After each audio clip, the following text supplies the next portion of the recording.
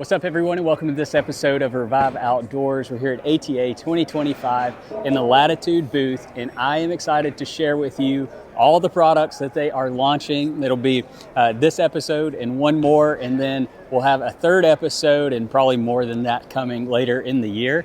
But this episode is going to be on the Ranger packs, and then the next episode is going to be on those two platforms. And then we'll have a later episode on the Method 3 that's coming out. But this is Alex. I'm excited to finally meet you in person. I'm excited to do a video with you. I'm excited to talk through these today. Yeah, thanks a lot, guys, and thanks for checking out the packs here. This is our Ranger series of packs, and this is a line of packs that we specifically designed for the mobile whitetail hunter. And we have three different sizes in this series. We have the Ranger 11, the Ranger 22, and the Ranger 33. The Ranger 11, this is our minimalist saddle pack, and it's also designed for your mobile guys using a tree stand. So this integrates with our back straps to turn any tree stand into a frame pack. This is also a great pack for scouting, throw trail cameras in, and maybe one stick when you're running around hanging trail cameras in the spring. And then we also have our 22, and this is kind of our middle size range. This is a do-it-all pack.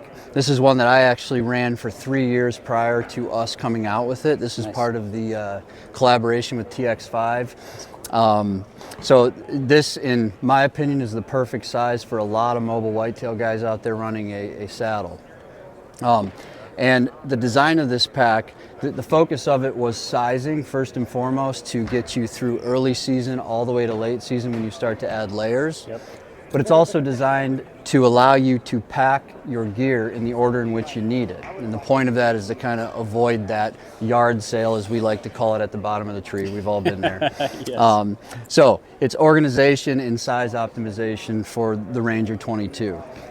Now, based on some feedback after last year, some people wanted more capacity. You know, maybe they're carrying more gear in, maybe they got camera gear, whatever it may be. So what we wanted to do this year is come out with a Ranger 33. It's the same configuration as the 22. It's higher capacity, so you're up to a 33 liter pack with that bigger size. Nice. And yeah, for me personally, I love the 22.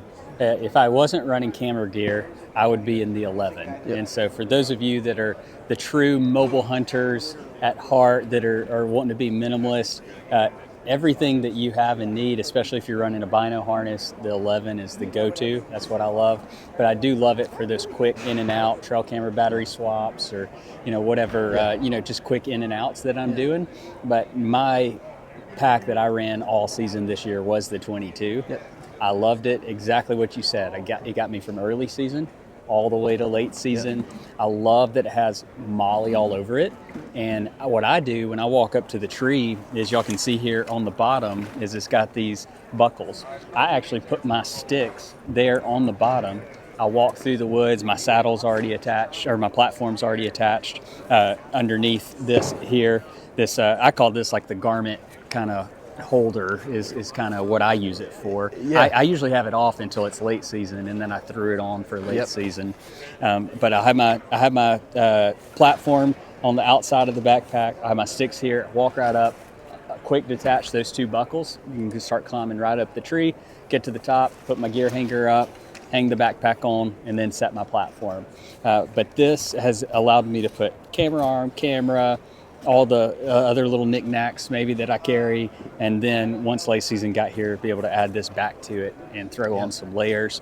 I actually will sometimes just not even use this and just use the straps that come around it as layering as well. But you can turn it around here too, and it has the ability, which I love, for it to be kind of like your frame pack style straps, like TX5, the collaboration y'all have done and worked together has been really known for. I feel like Matthew just really pioneered the comfort for the tree stands, and move that over to these packs. But you can take this hip belt out, which is what I do. Less things I have, the better for me personally. So you can take this out if you're somebody who wants it, or you can keep it in. And then this is raised padding on each side, so it vents really well. I've had issues with previous packs in the past that my back is sweating no matter what time of year it is. Yep. Late season, freezing cold, or summer, definitely. Yeah. But that has been the way that I've ran it and the way I've liked it. It's super comfortable. Garrett, who's off camera here, that helps with a lot of our stuff. I was telling you earlier, we both showed up to leave for the airport with the same backpack. We both had the Ranger 22 packed up and ready to go for the airport, and unplanned and unscripted. But yeah, it was really cool that we love it that much. Yeah. That we're taking it here to ATA and out into the woods with us and all kinds of things. Yeah, so. And you touched on an interesting point, right? Is the way that you're configuring your pack is maybe a little bit different than how I do it. But that's part of the point of the pack, is it's very customizable. You can run it with or without this compression sleeve. I ran it for years without the compression sleeve. You can put your sticks, you can stack them vertically on the pack, or you can carry them in horizontally on the bottom of the pack. It just gives you a lot of flexibility in terms of when you're using the pack throughout the season and how you want to carry and access your gear. Yeah, it's really neat. And the 11, 22, 33, essentially all the same exact pack, just bigger, correct? Yes. And then I know the 11, it doesn't have the compression sleeve, Is that correct? The 33 are for the guys who are lying to themselves that they claim they want to be mobile hunters. And really, they're just so stuck into they got to carry everything to the woods, and they're ready to camp. I'm picking at y'all, but it's this is the Jacob Myers backpack, and this is the rest of us hunting backpack. I always pick on Jacob because there's this picture out there of him with a backpack that's like this far off his back with everything under the sun in it. And, he's always, been aggravated about that. But yeah, great packs. I also want to show the platform sleeves, or what do y'all calling those? Yeah, so this is what we're calling the profile pocket, and the reason we call it the profile pocket instead of profile pack is because this can actually be integrated into our packs. Nice. So you can actually replace this compression sleeve with this pocket. Cool. And that's just, again, a different configuration for people who like to do things in different ways, or whoever wants a pack. But additionally, this works great as a minimalist setup. So you can carry your sticks on the front, you can put your platform in the pack, and then you've got shoulder straps that are removable, depending on if you want to use it as a pack or a pocket. That's neat. So I noticed these are kind of just some basic straps here.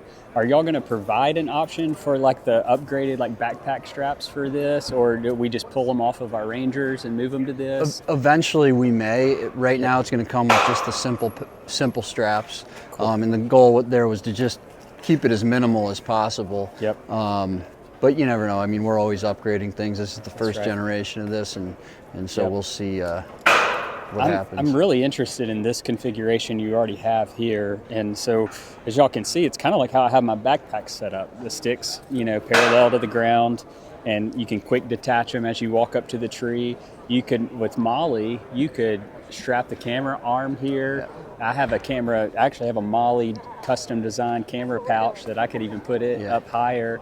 And then I really have everything I need until I start layering, maybe later in the season. Yeah, we also have some accessory pouches for the packs coming out this year too. Awesome. And so those will be later in 2025, but those are designed kind of for what you're talking about, right? Is using this Molly in different ways, which is very common across all the packs, right? But we're gonna have those available as well. That's neat. And then as you can see here, the reason I have one in my hand is we have two different sizes. And so this is going to be for, we haven't got to that episode yet, or maybe you are watching it the other way around. We haven't recorded it on our end, but two different size platforms. So they released a new size platform for ATA. And so this is going to be your standard. And this is, what are y'all calling the larger one? Just the XL. Cool. Yep. Awesome. So you got the standard and then you got the XL platforms there. And got an option for each. And it's just really exciting stuff. So I'm excited to talk about the rest of it and then see what else comes out the rest of the year. Yeah, thank you. We're excited as well. And like I said, thanks a lot for checking out the packs. We really appreciate it. Yeah, absolutely. And something that we've set up for y'all is a discount on the Latitude products. So when you go on and use our stuff through Revive, Alex and the team are going to donate back to our mission and supporting us in the conservation efforts that we're doing to get brand new hunters back into the sport or into the sport for the first time. So Alex, really thank you for the support. It really means a lot, and you're making a huge difference. Yeah, of course. Well, like I told you, I really believe in the message that you guys are sending out and your initiative. I believe in that. I think we got to take care of our new hunters and make sure that they're supported as they learn and kind of go through the struggles that we've all gone through. Yeah. And so I really appreciate what you guys are doing. Yeah, absolutely. And that means to all you guys that have been public land hunting for years, if some random guy shows up, just be nice to him, you know? You don't know. It could be their first time ever in the woods. Yes. And they're going out on their own and they don't know some courtesies and different things. Yes. So you never know. You might make a new best friend out there. Be kind, make a positive and an eternal impact through what you're doing in conservation, and we'll keep doing that on our end. But we thank you so much for watching this episode, and we'll be having some more coming out for ATA and some more for the rest of the year. But Alex, thank you so much. Yeah, it really means a lot. Thank you. Thank you so much for watching today's episode of Revive Outdoors here at ATA 2025. I hope you have enjoyed today's episode. If this is your first time to our channel, I just wanted to tell you what we are and who we are. So we're a nonprofit ministry based out of Birmingham, Alabama, and our mission is to make a positive and eternal impact through conservation. How we do that is we teach adults how to hunt. It's very simple. So since the 1980s, we've seen a decline in hunting participation by 57%, and we are working to change that statistic, to reverse that statistic and get more adults trained. That way they can train everybody in their circle of influence, including other adults and children. That way it makes an immediate impact today, right now, and getting more hunters involved in conservation efforts. When they come into our organization, what we do is we have a hunting 101 workshop where we train and equip them with the knowledge and the tools to go on a hunt. Once they attend that workshop, they are then eligible to go on a 101 mentored hunt with one of our staff members, where they will have the opportunity to go and take what they've learned in the workshop and go on a mentored hunt actually out in the woods and hopefully have success hunting deer, turkey, coyotes, whatever that hunt is that they want to go on, and we have an opportunity provided for them. During that hunt, we're going to get them to hopefully take a next step. Some people join our team. Some people get connected with mental health services, or some people actually receive salvation through Jesus. So we want to make an impact in their life, both a positive one and an eternal one, and that's how we do it. Since 2020, we've had the opportunity to mentor 340 adult brand new hunters. We have seen almost 40 of them, 39 of them, receive salvation through Jesus, and we've connected more than 100 to mental health counseling. So we are making a huge impact, but I know we are just getting started. We can't do it without support like you by subscribing to our channel, reaching out to us through our website and getting connected. Maybe you want to give donation, you want to give financially to our mission. We have a lot of different ways that you can play a part in our mission, and we're just grateful for everyone who plays a big or small part, because it all goes to making that a positive and eternal impact through conservation. Thank you again for watching today's episode. We'll see you on the next one.